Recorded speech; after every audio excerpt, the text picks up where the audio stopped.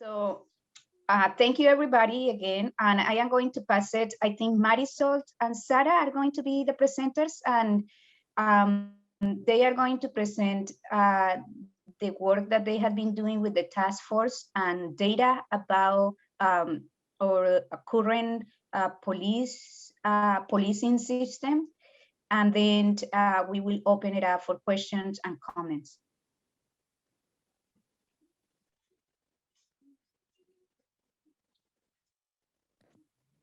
Thank you, thank you. So Marisol Cantu, a member of the Reimagining Public Safety Community Task Force and District 6 resident, also third generation Richmond resident, all in District 6. So I'm excited to be here. I have the presentation that I'll be sharing right now. Let me make sure it's open on the right screen. Okay. And we'll go, how does that look? Is that okay for everybody? Make it a little bit, yeah. Okay. This is very large. All right, very good. And so since we're an intimate group, I encourage questions for clarity, or if you want to drop it in the chat, please do. And so what we're gonna do today is we're going to go a little bit of just the origin story of the task force itself. Many people actually have said they didn't know that the task force or how the task force came about. So we'll just talk a little bit about that. And then we'll do an overview of the recommendations. And then we'll do a discussion, which is like a Q&A for people to engage with. And so just a little bit about the task force, and I think Claudia probably would be even better suited as she really led this movement in regards to reimagining public safety.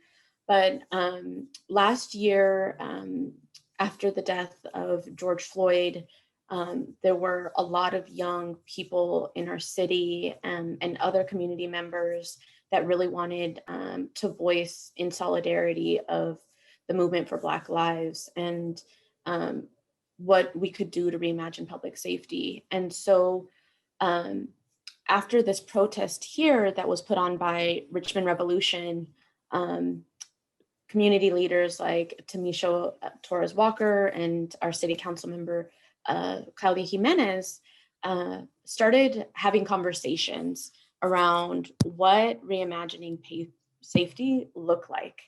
And we began to survey different residents about their ideas on public safety. We started doing community outreach and engagement through meetings, including different service providers, different types of community members. And so with that, on June 30th, 2020, council members and current Vice Mayor Johnson and former council member Myrick motioned to direct staff to prepare a plan to transition from Richmond's current community policing model to a plan conducive to the reduced police force, and then return to city council with some recommendations and a plan for implementation. And so that's where it all started. And the work really began years ago by fearless leaders like Claudia and Tamisha, really looking at engaging public safety. And since then, we were able to survey a lot of community members. And this is a quote from one of our, a lifelong Richmond resident who said, "We make our communities safe in regards to public safety." And so really keeping that framing in mind of we, you know, they didn't rely on policing, they relied on community members, just like you and I, our neighbors, our residents, our business leaders, to really talk about safety in our community. And so when we're looking at recommendations, the recommendations at their core center public safety for all, not just a few folks or homeowners or different types of people, business owners, but really for all. What does it look like for all? Um, and to do that, they support homelessness, prevent gun violence, fund a mental health crisis response program, and then invest in youth unemployment. And we also are looking to address racial disparities in traffic violations. And so I'll go ahead and continue if there's no questions, getting into the actual recommendations. And so looking at intervention and support in regards to our housing crisis, right now we do have over 1,000 people who are living without housing. Over half of them are Black American or African American. And having these housing insecurities reinforces trauma and the cycle of poverty. And we really wanted to get at the root causes of crime and violence in our city. And so what we wanted to really look at is being able to provide collective care and support, particularly around homelessness, community engagement, outreach, hygiene, and health support, and transitional emergency housing for adults and families.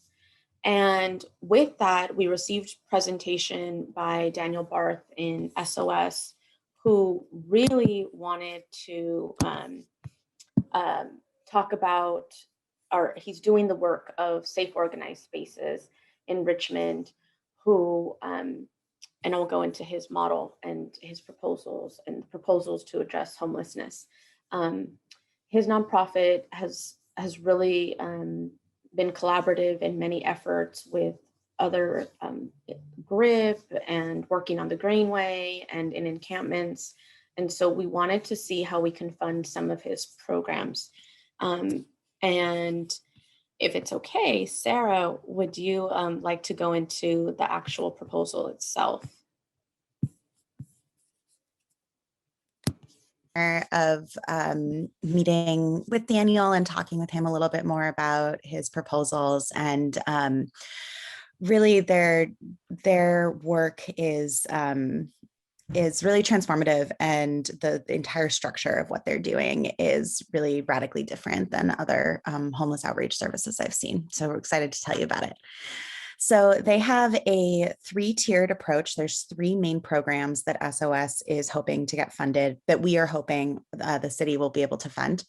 The first is what they're calling their streets team. And this is a program that they're currently doing right now, just volunteer basis, where they have teams of people who are currently living in whatever encampment or whatever zone they're targeting.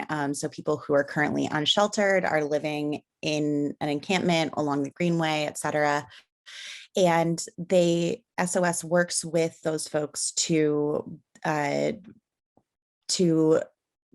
up the encampments, to prevent trash from piling up, which allows the city or Caltrans to come in and say that the camp is a public safety hazard, and then everyone needs to be displaced. So they allow people to stay where they're living by helping to clean up that trash. And then they also, the ambassadors that are working on this program are also working with doing a lot of community engagement with their housed neighbors. So having housed, unhoused neighbors working together to try to make the spaces that they're occupying more livable and safer for everyone. And this is something that we're currently, working with them on to see how we can target the areas of Richmond that currently have the highest levels of violence that are also occupied by unhoused folks. How can we really work with those folks who are living there to take ownership of the spaces that they're living and say, like, we don't want guns here. We don't want drug sales here. This is our home and we want to protect it just as much as our housed neighbors want to protect their homes. And so that program is about $1.2 million. And the way that it's going to work this time is that it's going to, in contrast to how it's working now, is that the unhoused folks who are working in this program will actually get paid. And so this is work that people can add to their resumes to get jobs in the future, learning, really having an opportunity to demonstrate their leadership skills and responsibility, and move potentially, if they desire, back into the world of working and employment. The second program they're calling Shower Power, but it's really more than just showers. So the kind of cornerstone of the program is they have a mobile shower that they'll be bringing around to various encampments, and doing about 10 events per week. So 10 shower events per week at various encampments. And along with bringing the mobile shower and allowing people to, wash themselves, have their human dignity of being able to take a shower, they also are going to work with the camps to help set up better camp infrastructure. So things like kitchen areas, first aid areas, more communal spaces, again, things that allow people to stay where they are and to continue living in the homes that they're living in, even if it's just a tent and therefore something that we see as movable. People want to stay where they are. And then the last program is transitional villages. And so for this is, for folks who are saying, like, we don't want to stay in the encampment, we want to transition to housing. And these villages are going to have small living spaces, all electricity, windows, everything that is needed. And there are going to be 2 villages, one for just adults and one for families, because that's a really big gap in a lot of our homeless services, is that there are homeless families with kids and they need support just like homeless individuals do. And this program, in addition, like similarly to the streets team and Shower Power, employs primarily unsheltered folks, gives people a pathway to not just take on employment, but to really rise up within the organization and take on higher levels of responsibility and power.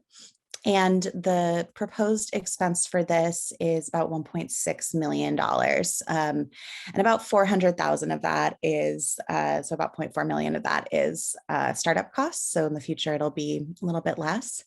And I forgot to mention Shower Power is about 600,000. And so the total proposed budget for that is about 3.4 million. And we think this is really going to do a lot to shape conditions for people who are currently unhoused in Richmond and provide people with the best possible opportunities, and most importantly, the best possible opportunity to stay housed in a situation that is safe for them.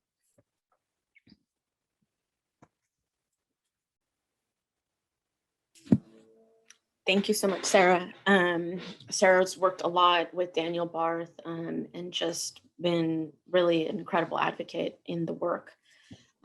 So one of the next proposals that was approved actually has been tried and proven before. It's nationally awarded, it's recognized, it's now being a model across our nation.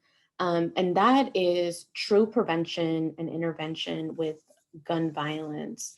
And the Office of Neighborhood Safety provides and coordinates targeted intervention and preventative services in regards to guns and violence in our city.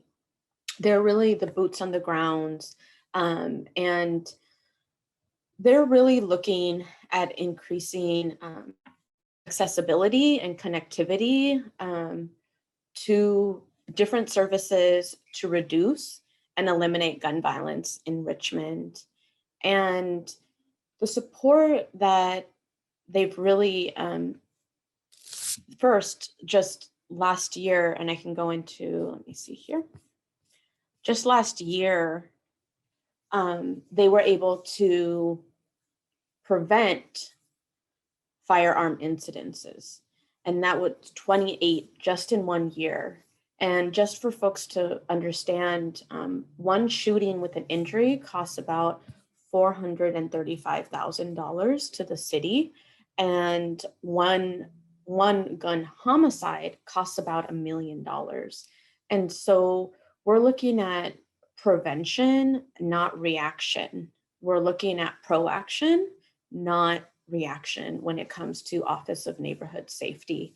And so we have here multiple fellows. They're the ones that go out into the community and speak with different folks that are engaged with guns or different violence in our city, and really talk to them and get to the root of their involvement in this, and then try to move them into a safer path, which makes our entire city safer.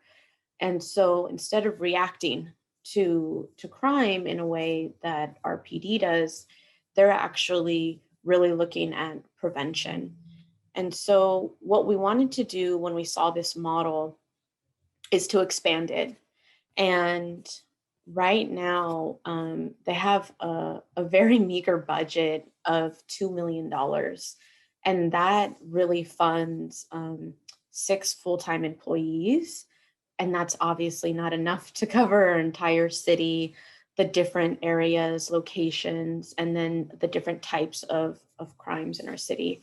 And so what we're looking at increasing is another 2.5 million, with a total budget of about $4.5 million. And what that 2.5 reallocation, that increase, means that there would be more boots on the ground. They would be able to hire more folks, and most of their folks have been impacted by mass incarceration or by the war on drugs, or just living in the systems that we find ourselves here in Richmond. And the other part would be able, with those more boots on the ground, being able to cover times that maybe they're not on the ground right now. For example, just last year, a lot of the gun violence were happening between the hours of 7 and 11 p.m. And yet they didn't have enough staff to cover those vital hours, those critical hours, when people are getting off work, when it's summertime, when it's hot, when we're exhausted, when things are more likely to happen in our city. And so they're really looking at expanding their efforts, and we saw them as a vital service that we wanted to increase. With that, we also are giving, we also allocated another $500,000 for wraparound services for youth impacted by gun violence with the nonprofit Rise. And Rise has also been recognized in our city, and just an incredible place for our youth to gather.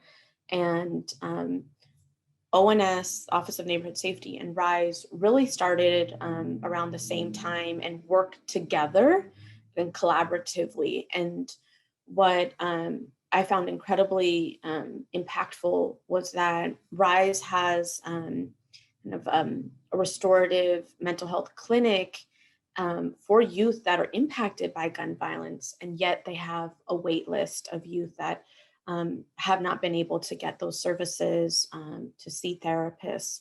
And so this was something that was incredibly important for youth in regards to them being impacted by gun violence. And so that total proposed budget is about $4.5 million. And I'm going to go pass it right on to Sarah so she can talk about this part here. A little bit about our proposed community crisis response program. And the purpose of this program is response and care for residents who are in mental health crisis or other sorts of behavioral health crises.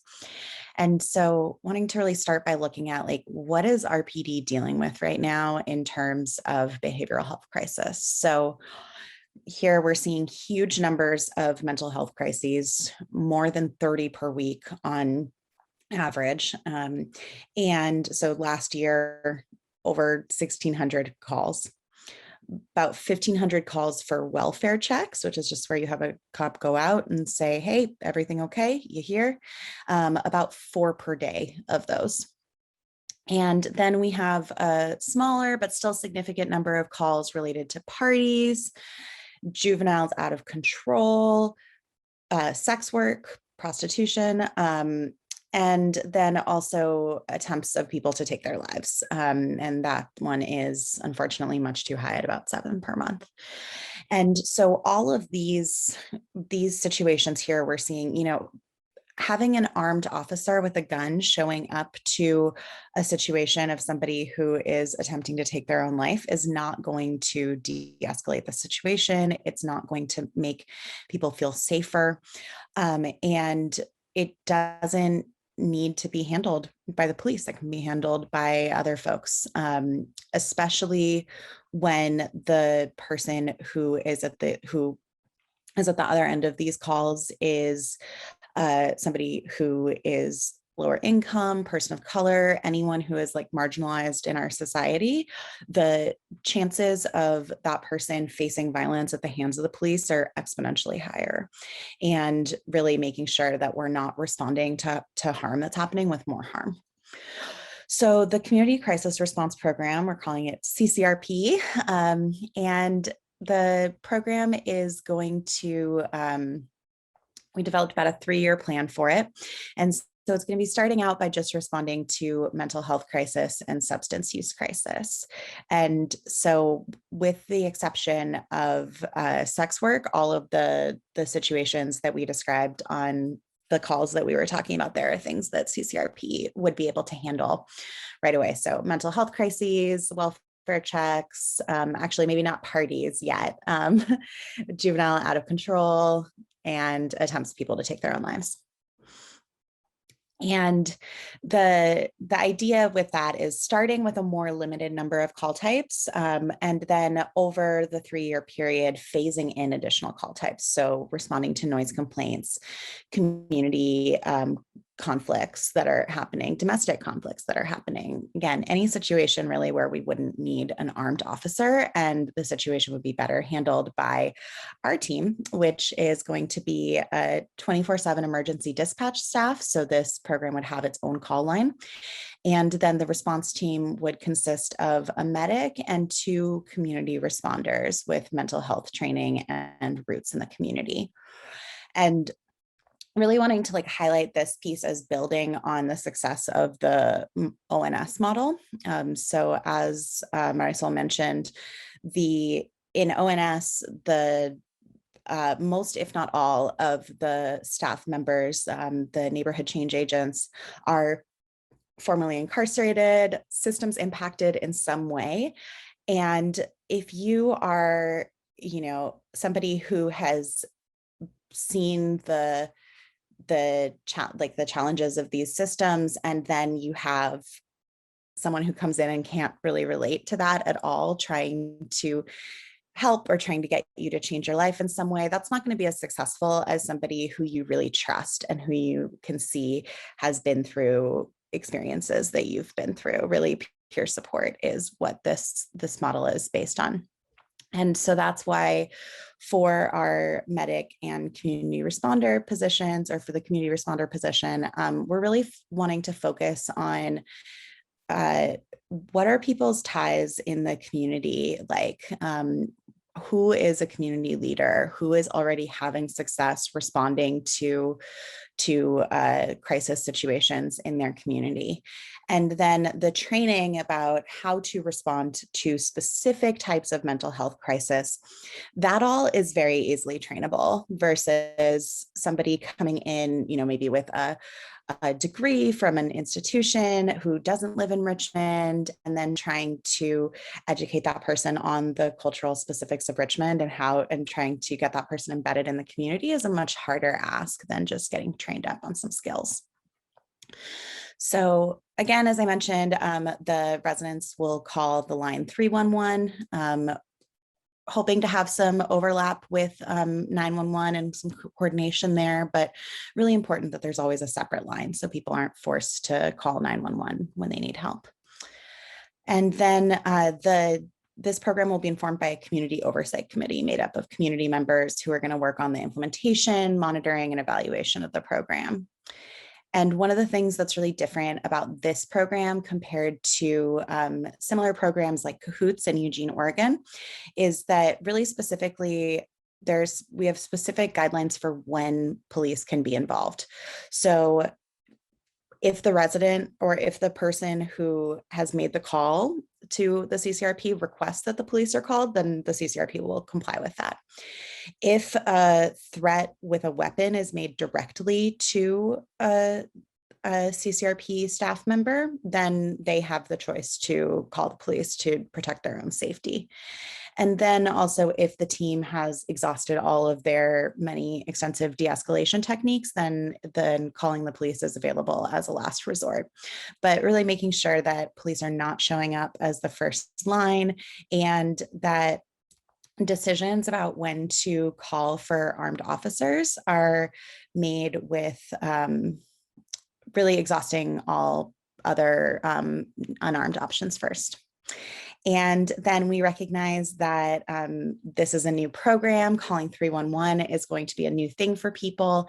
And so really making sure that we're putting into the plan a public outreach campaign so that we can educate the public about the existence of the program, why it's important, what sort of calls it can cover, and how to use it. And so the proposed budget for this program for this first year is about 2.5 million. And the budget shifts year to year based on the scaling and all of that.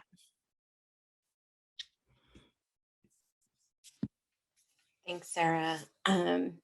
Again, just Sarah's really helped do a lot of research, and really this is just a model that is so unique. The CCRP program is just so unique. I really want to say, I think that Richmond could be on the brink of like a national leader in this movement. There is nothing as unique as this program. We've taken bits and pieces of so many programs to implement this one specific to our community. And I think that if we can really, when we do outreach, we can make a lot of impact on people's lives with this. And I truly believe that we are going to be pioneers, our small city, nationally and even globally, with this type of program. It's an incredible program. I'm excited to have it launch.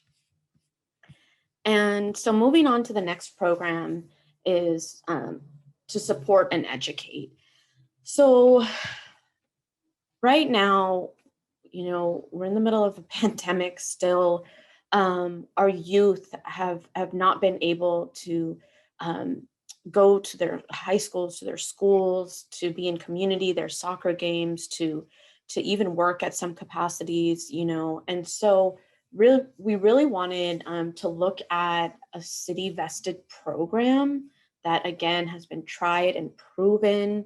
It is not new whatsoever, but their work is so critical in how they impact youth. The more and more I hear the youth coming in to support and speak on how much youth works, it's impacted me and my knowledge around the program. And so Youth Works is a city vested program, and they serve, last year, they served 175 youth ages 16 to 21. And they wanted to, they really create pathways for careers in the private, nonprofit, government sectors, community-based organizations, environmentalism. I mean, just a plethora of service providers that they partner with in our city. And so Youth Works last year served underserved Richmond youth, including folks with disabilities, some in foster care, LGBTB, I do this all the time, LGBTQIA+, homeless youth, and low-income households. And so 92% came from low-income households earning below $40,000. about half were female, half were male, and then another 47% were youth coming from households below the poverty line. And so not only are they able to gain employment, to build their resumes, to learn about different career pathways, but then they're able to get paid for their work and bring that back to their families for sustainable employment, and look for other opportunities.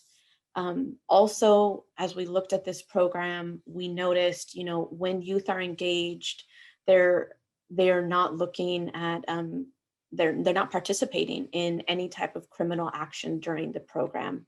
And so we just felt like this is true support to true prevention again. And of course, educating our youth and uplifting our youth. So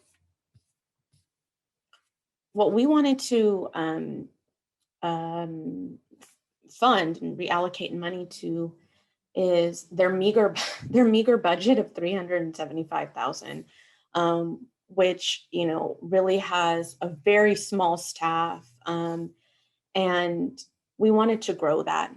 We wanted to reimagine public safety and our youth out in the communities, and we wanted to make impact up to 1,000 youth in Richmond. And so we're looking at funding almost $2 million in additional funding, and that would support youth. And now we're looking to expand the ages 16 to 24. We're also looking to include undocumented and documented youth in this program. And we're looking at funding different types of partners, right? So, how does Urban Tilth and Rich City Rides and APEN and the city and BuildWorks and all of these places engage with youth and help them get onto a pathway while educating them. And so the funding will be used to impact up to 1,000 youth, and it will include possibly some hands-on training programs, adult school programs, providing transportation to youth, providing equipment for their learning, laptops, earphones, etc., that they need for distance education learning. And then, of course, they're looking at possibly partnering with childcare services for any of our youth that do have children that they would like to be in this program, but yet they don't have childcare. And so that budget altogether would be about $2.2 million of reallocation funds. And I'm going to pass it right back to Sarah here for this one.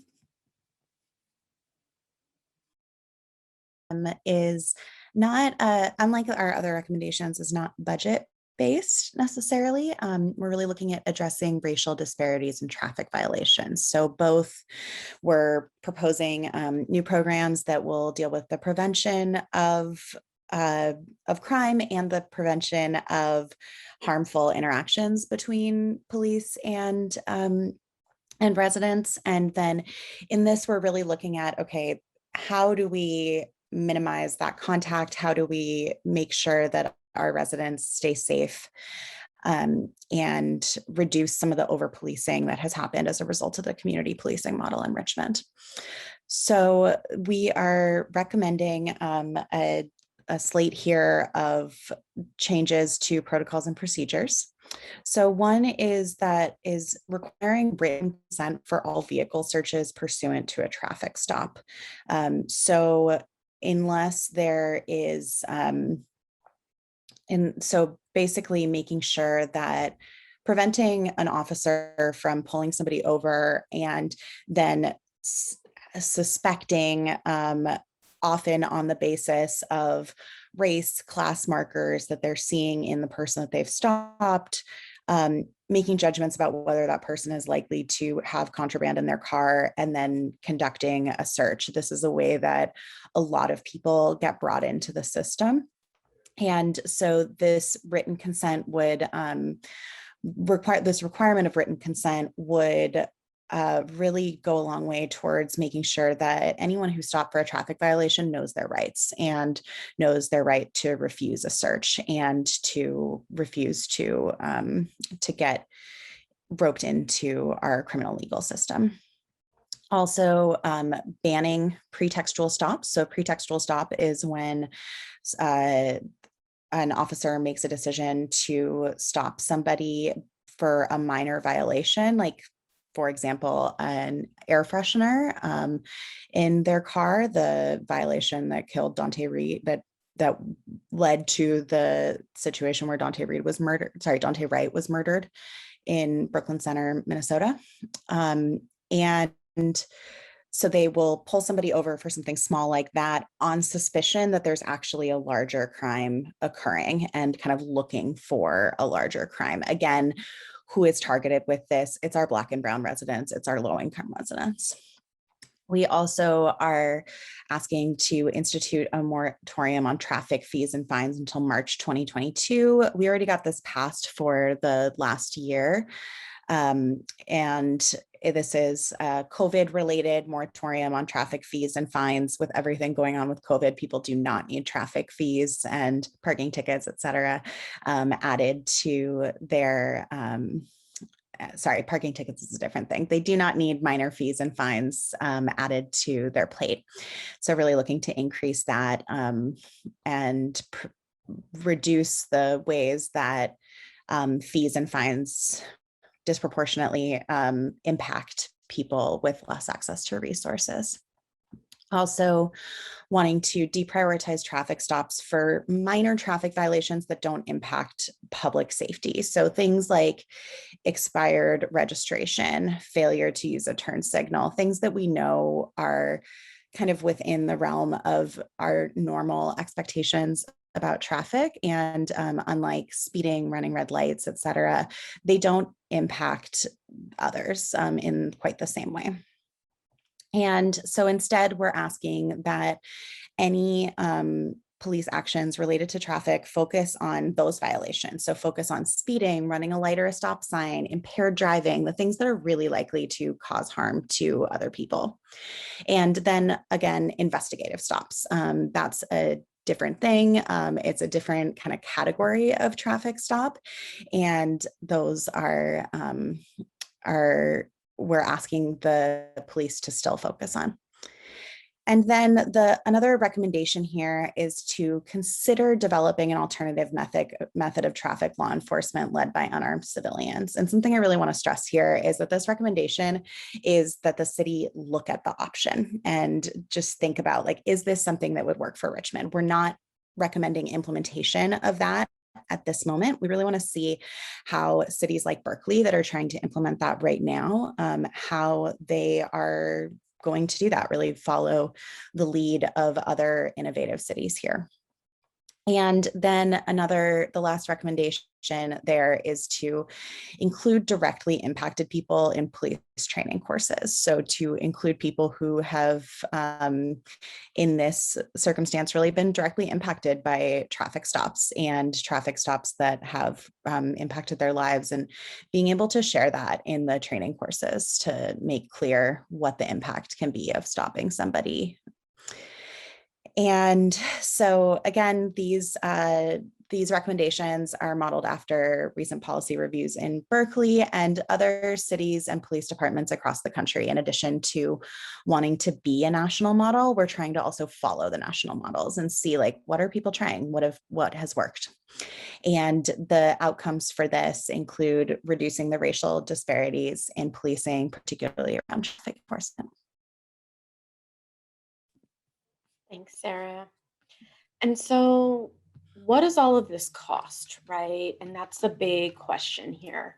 And so first, we wanted to just explain, a lot of people really don't understand city budgets. It's a convoluted system, So really thinking about the budget as a contract between our city to our communities. And so if we have this is the 2021 budget for Richmond. It's the adopted budget for general spending. And general spending means essentially our tax dollars through sales taxes, through property taxes, through the plethora of other taxes that we pay our city.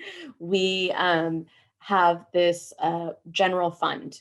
And so when we look at this and we start thinking about the budget as this kind of moral document, what does it say?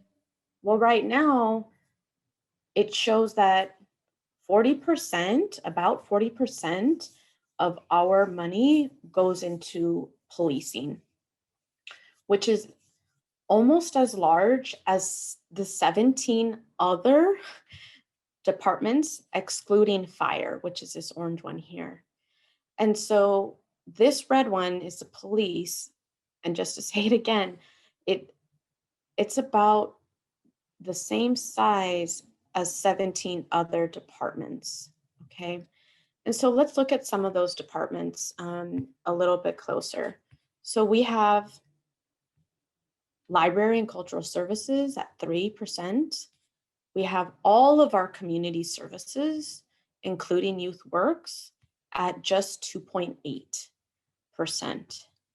And then we have others, economic development at 1.7%, the Office of Neighborhood Safety, that is, really leading crime prevention in our city, 1.2%. And so we wanted to see, how do we reallocate funds here? So we wanted to focus on the RPD budget, right? That was our task in the task force, was just looking at RPD, and that was our charge. So if we look at RPD, just last year in 2020, we spent $608 per capita. And just per capita means, per household or per head. And that's almost doubled from 1991. So in 30 years, we've almost doubled in police spending, okay? And so what does that mean? Okay, we spend on police. Every city spends on police, right? Absolutely. Well, when we looked at other, let's just bring that in there, because when we look at other cities, we compared Richmond to 25 cities, to 25 of the largest cities in the nation. And what we found was quite astonishing. Our small little city across the bay, of a small little number of folks here, actually spends more per capita than New York, Boston, Seattle, San Jose, Detroit, Los Angeles, all of these down here. And we're just following behind San Francisco, Oakland, and Chicago. And San Francisco is almost 1 million people. And so really looking at, wow, how do we change what this contract is between our city? And when we did, we thought we really need to reallocate funds. And we felt like, well, what would we want our budget to reflect? We think it should reflect support of our residents, prevention, education, and investment. And we wanted to fund our cities to make impact for the root causes of violence and crime. And so all of the services that we, and proposals that have been approved by the task force and city council now, all equal about $10.3 million, okay? And the police budget is $67 million, which is 40% is $67 million. So we're just taking 10 million of the 67 and reallocating them and implementing new programs that truly address crime in our city. And so what we're asking, and what was approved by the city council and what was directed to staff on May 10th was that RPD has to reduce the budget by 10.3 million. And how would we be able to do that? Well, we had to look at sworn officers. Sworn officers in our city can make between $130,000 to up to $400,000 with benefits and salary, etc. So reducing sworn officers, what it allows is for the officers that are working to focus on crime, focus on violence in our cities, focus on investigation in our cities, while we implement other non-sworn employees, like people that would be working for the community crisis response. Up to 1,000 youth would be also funded, more employees. Looking at the Office of Neighborhood Safety, also more employees. And so it's not that we're just reducing, we're actually allowing the officers to work within their job description, while then hiring other people to do the supportive intervention, prevention, education work that officers are not trained and honestly just don't have the time to do.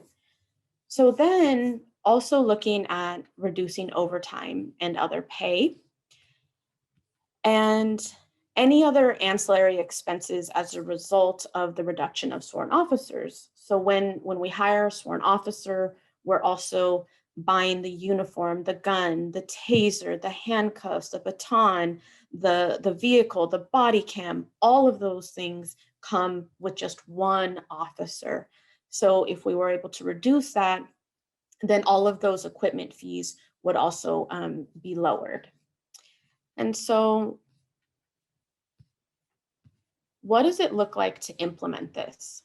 And so right now, City Council in a 5 vote, 2 absent, the mayor and Councilmember Bates were absent on Monday's special City Council meeting.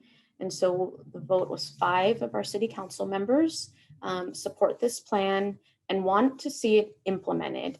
And implementation was part of the task force. And so now that it's been approved, we are ready to start implementation.